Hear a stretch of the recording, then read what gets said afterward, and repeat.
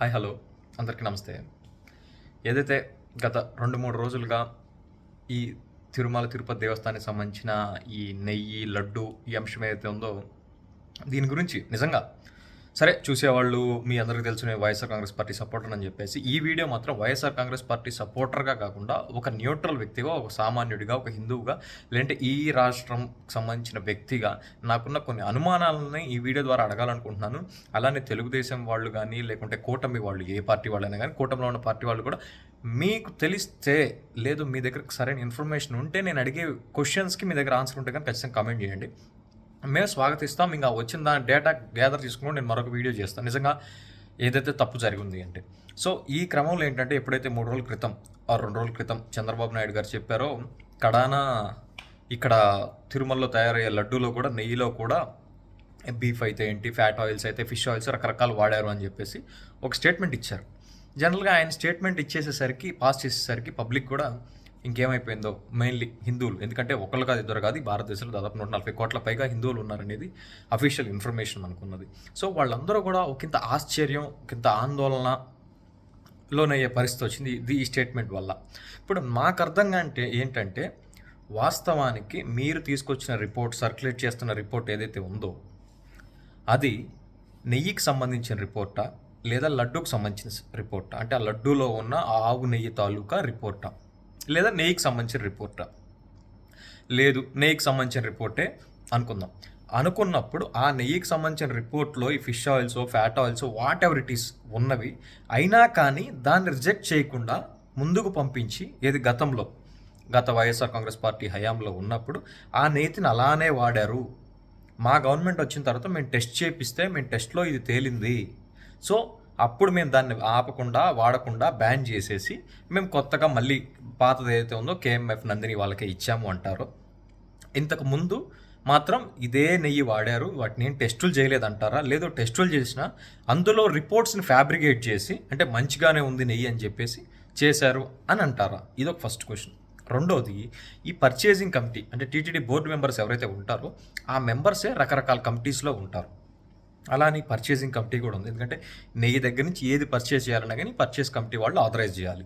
ఆ పర్చేస్ కమిటీలో బీజేపీ ఏదైతే సెంట్రల్లో గవర్నమెంట్ ఉందో వాళ్ళు సిఫారసు చేసిన, రిఫరెన్స్ ఇచ్చిన వైద్యనాథన్ అనే వ్యక్తి మెంబర్గా ఉన్నాడు ఈ పర్చేసింగ్ కమిటీలో. అలానే ఒకప్పటి వైసీపీ, ఇప్పటి టీడీపీ ఎమ్మెల్యే అయిన వేమిరెడ్డి ప్రశాంతి రెడ్డి గారు ఉన్నారు ఆ పర్చేసింగ్ కమిటీలోనే. అలానే పార్థసారథి గారు ఏదైతే ఇప్పుడు క్యాబినెట్ మినిస్టర్ ఉన్నారో ఆయన పర్చేసింగ్ కమిటీలోనే ఉన్నారు. ఎప్పుడు గత గవర్నమెంట్లో టీటీడీ బోర్డు మెంబర్స్గా ఉన్నారు, వాళ్ళే పర్చేసింగ్ కమిటీ మెంబర్స్ కూడా ఉన్నారు.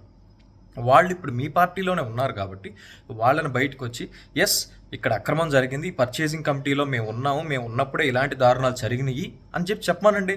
జగన్మోహన్ రెడ్డి గారు, సుబ్బారెడ్డి గారు ప్రోద్బలంతో ఇవన్నీ జరిగినాయి, మేము వాటికి మేమే సాక్ష్యం చెప్పి బయటకు వచ్చి చెప్పమానండి. మరి వాళ్ళని మీ పార్టీలోనే ఉన్నారు కదా, నిజంగా అలాంటిది ఏమన్నా జరిగి ఉంటే. ఎందుకంటే ఇక్కడ చంద్రబాబు నాయుడు గారా, జగన్మోహన్ రెడ్డి గారా, లేదా వైఎస్ఆర్సీపీ, టీడీపీ అనేది కదా సమస్య.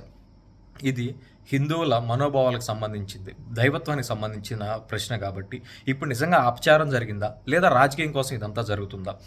ఖచ్చితంగా ప్రతి ఒక్కరు దీని మీద ఎక్కడో మాట్లాడుతుంటే చూశాను. ఐవీఆర్ కృష్ణారావు గారును, బీజేపీకి సంబంధించిన లీడర్ ఆయన భానుప్రకాష్ రెడ్డి గారు దర్యాప్తు అవసరం లేదు, ఆల్రెడీ ప్రూఫ్లు ఉన్నాయి అంటున్నారు. అలా ఎలా కుదురుతుందండి? ఇది కేవలం పార్టీలకు సంబంధించిందో లేదా నలుగురు వ్యక్తులకు సంబంధించిందో కాదు. ఇంత పెద్ద ఆరోపణ, ఆందోళన కలిగించే విషయం బయటకు వచ్చినప్పుడు ఖచ్చితంగా సిట్టింగ్ జడ్జితోనో లేదంటే సిబిఐతోనో ఎంక్వైరీ చేసి నిజాలు తేల్చాలి.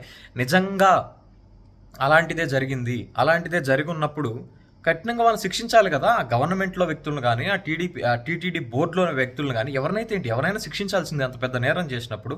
ఇప్పుడు ఇదే లడ్డూని మన నరేంద్ర మోడీ గారు ప్రసాదంగా తీసుకున్నారు, లేదంటే ఇప్పటి మంత్రి అమిత్ షా గారు తీసుకున్నారు. ఇలా ఆయనే కదా చాలామంది తీసుకున్నారు కదా. మళ్ళీ వాళ్ళందరినీ కూడా కలుషితం, లేదంటే కలుషితం అని కూడా అనకూడదు. వాస్తవంగా వీళ్ళు అంటున్న ఫ్యాట్ ఆయిల్, బీఫ్ ఆయిల్ ఏదో ఉన్న ప్రసాదం స్వీకరించారనే కదా. మరి అలాంటప్పుడు మీరు దాన్ని ఆరోపణ వచ్చినప్పుడు దాన్ని వెరిఫై చేయకుండా, లేదంటే ఎంక్వైరీ చేయకుండా ఎంక్వైరీ చేసి ఆ రిపోర్ట్ అనేది పబ్లిక్ కూడా తెలియపరిస్తే పబ్లిక్ ఉన్నదేంటో తెలిసిపోద్ది. అప్పుడు అది అపచారం జరిగిందా లేదా రాజకీయం జరిగిందా అనేది కూడా పబ్లిక్ తెలుస్తుంది కదా. కాబట్టి మేము మళ్ళీ రిక్వెస్ట్ చేస్తూ ఉన్నాం. ఇప్పుడు నిన్న ఎక్కడో లోకేష్ గారు మాట్లాడుతూ ప్రైవేట్ డైరీకి ఇవ్వాల్సిన అవసరం ఏమొచ్చింది, కర్ణాటకకు సంబంధించిన గవర్నమెంట్ ఉందంటే, మరి మీరు గవర్నమెంట్ ఫామ్ చేసిన తర్వాతనే 10 లక్షల కేజీలకు సంబంధించిన నెయ్యి ఆర్డర్ని ఈ యొక్క కంపెనీ ఏదైతే ఇప్పుడు వీళ్ళు అంటున్న కేఎంఎఫ్ నందిని వీళ్ళు ఒక్కళ్ళే చేయరే అని చెప్పేసి వీళ్ళకి 3.5 లక్షల కేజీల నెయ్యి మాత్రమే ఆర్డర్ ఇచ్చి మరి మిగతా 6.5 లక్షలు ప్రైవేట్ దానికి ఎందుకు ఇచ్చారు? ఉత్తరప్రదేశ్కి సంబంధించిన ప్రైవేట్ కంపెనీకి ఇచ్చిన మాట వాస్తవం కాదా లోకేష్ గారు? సో ఏదంటే మీరు ఆరోపణ చేయడం, రాజకీయంలో 100 రకాల ఆరోపణలు ఉంటాయి, ఆవేశాలు ఉంటాయి, కానీ చాలా సున్నితమైన కొన్ని కోట్ల మంది మనోభావాలకు సంబంధించిన అంశాన్ని మీరు రాజకీయం కోసం వాడుకుంటే మాత్రం ఖచ్చితంగా చరిత్ర, ప్రజలు ఎవరు మిమ్మల్ని క్షమించరు. ఇది ఒకటే గుర్తుపెట్టుకొని ఖచ్చితంగా ఏ పార్టీ ఆ పార్టీ ఈ పార్టీ అని కాకుండా ప్రతి హిందూ సోదరుడు కూడా దీని మీద ఖచ్చితమైన ఎంక్వైరీ సిట్టింగ్ జడ్జితోనా సిబిఐతోనా అని జరిపించాలని చెప్పేసి ప్రతి ఒక్కరూ కోరాలి. ఆ నిజమేంటో కూడా బయట పెట్టాలి. Thank you.